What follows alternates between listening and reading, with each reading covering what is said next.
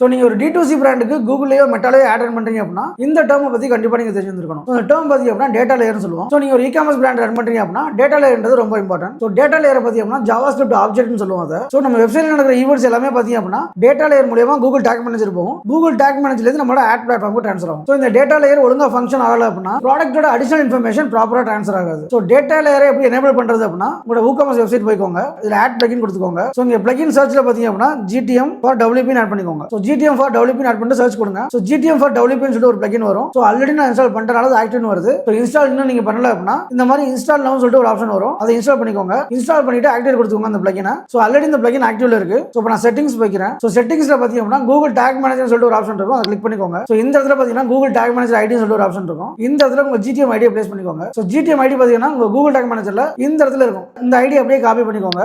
Copy பண்ணிட்டு இந்த இடத்துல பிளேஸ் பண்ணிக்கோங்க. ஸோ நீங்கள் ஆல்ரெடி GTM எனேபிள் பண்ணிருந்தீங்க அப்படின்னா இந்த கண்டெய்னர் கோட் ஆப்ஷன் வந்து ஆஃப் பண்ணிக்கோங்க. ஸோ இதான் நீங்கள் ஃபர்ஸ்ட் டைமாக GTM ஆட் பண்ணுறீங்க அப்படின்னா நீங்கள் ஆன் பண்ணிக்கோங்க. ஸோ நான் ஆல்ரெடி எனேபிள் பண்ணிருக்கேன், அதனால ஆஃப் பண்ணிக்கிறேன். ஸோ சேவ் சேஞ்சஸ் கொடுத்துக்கோங்க. இப்போ பார்த்தீங்க அப்படின்னா இன்டகிரேஷன் சொல்லிட்டு ஒரு ஆப்ஷன் இருக்கும். அந்த இன்டகிரேஷனை கிளிக் பண்ணிக்கோங்க.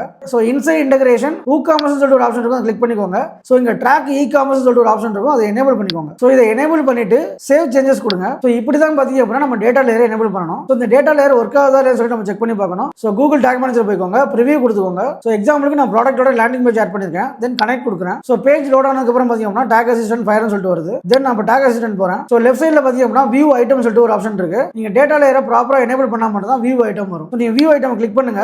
இங்க பார்த்தீங்க அப்படின்னா டேட்டா லேயர் சொல்லிட்டு ஒரு ஆப்ஷன் இருக்கு பாருங்க. ஸோ நான் டேட்டா லேயர் எனேபிள் பண்ணிட்டேன். ஸோ அதை கிளிக் பண்ணுங்க.